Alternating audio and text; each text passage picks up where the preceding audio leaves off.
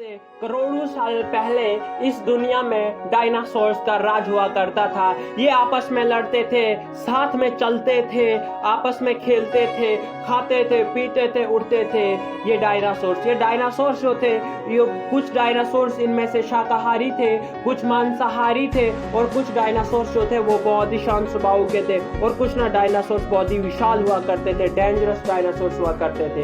ये डायनासोर्स हुआ क्या ऐसा जिसकी वजह से इन डायनासोर्स का नाम ही हमारी जमीन से मिट गया? तो हुआ क्या ऐसा, ये डायनासोर जब इसी जमीन पर खाते थे, पीते थे, उड़ते थे हमारी तरह, लेकिन हुआ क्या ऐसा, ऐसी कौन सी आफत आ गई जिसकी वजह से इन डायनासोर्स की डेथ होगी? अगर हमें जानना होगा तो हमें चलना होगा आज से पीछे 65 बिलियन ईयर्स अगो, यानी 6 करोड़ 50 लाख साल पहले। चलो चलते हैं हम आज से 6 करोड़ 50 लाख साल पहले। तो 6 करोड़ 50 लाख साल पहले यहाँ पर बहुत बड़े बड़े विशाल समुंदर हुआ करते थे। उन समुंदर के साथ विशाल विशाल पेड़ हुआ करते थे। उन पेड़ों के साथ समुंदर की ठंडी हवाएं टकराती थी, और हवाओं के बीच में डायनासोर्स की खूबसूरत आवाजें, और कुछ डायनासोर उड़ते भी थे। डायनासोर्स यहीं पर अपना खाना खाते थे, यहीं पर अपना जीवन बिताते थे। लेकिन हुआ क्या ऐसा जिसकी वजह से ये डायनासोर की डेथ होगी? चलो अब देखते हैं हम। ठीक 10 मिलियन ईयर्स पहले ही एक छोटा सा एस्ट्रोनॉइड स्पेस में घूमता था।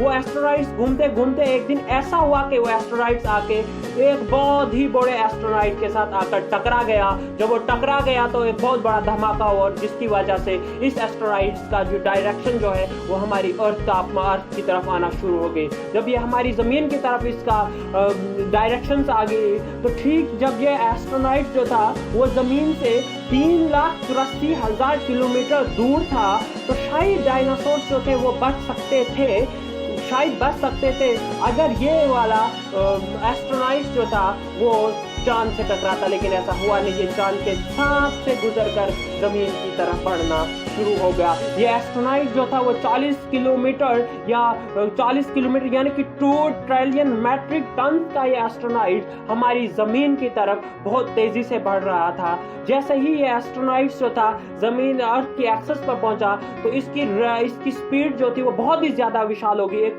करके इसकी स्पीड बढ़ने लगी, यानी 70,000 किलोमीटर पर घंटे की स्पीड से बढ़ने लगा। और ये आगे चलते चलते रगड़ एक बहुत बड़ा आग का गोला बन गया। जब ये एक बहुत ही बड़ा आग का गोला बन गया, ये इतनी स्पीड से अर्थ के ऊपर आ रहा था कि यानी कि 4 मिनट में इसने अटलांटिक ओशन को पास करके नीचे गुजर गया। और इतना इसकी चमक की वजह से हजारों में डायनासोर जो थे वो अंधे हो गए। जब हजारों में डायनासोर अंधे होकर उनकी मौत हो गई, तो उस कुछ ही मिनट्स के बाद वो ही एस्ट्रोनॉइड जो था वो मिक्सो के पास जाकर हमारी जो अर्थ थी उसके साथ जाकर टकरा गया। जब वो टकरा गया तो एक बहुत ही बड़ा विस्फोटक धमाका हुआ।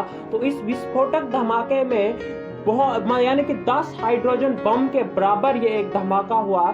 तो वहां से बहुत सारे मेटल, स्टोन्स, डस्ट पार्टिकल्स जो थे वो ऊपर हवा में चले गए। जब ऊपर हवा में एक बहुत बड़े बादल के रूप में बन गए, जब वो बादल के रूप में बन गए तो एक धमाके से 180 किलोमीटर का चौड़ा और 20 किलोमीटर का गहरा गड्ढा हुआ, जिसमें से पूरी डस्ट पार्टिकल्स ऊपर गए थे। और गड्ढा होने के बाद ठीक 6 मिनट और 14 सेकंड्स के बाद 11.1 का भूकंप हुआ, जिसकी वजह से हमारी समुंदर की लहरें जो थी वो उठना शुरू हो गई। तो चारों तरफ से समुंदर की लहरें, सुनामी आ गई। तो चारों तरफ से समुंदर की लहरें उठने लगी।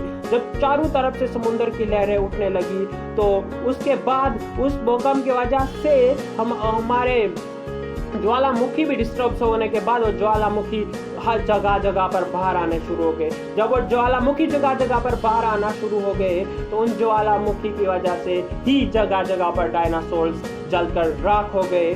तो रेडिएशन मात्रा बढ़ने की वजह से 800 किलोमीटर के दायरे में जितने भी डायनासोर्स आए थे वो जलकर राख हो गए थे, लेकिन डायनासोर्स कुछ थे जो बचे हुए थे।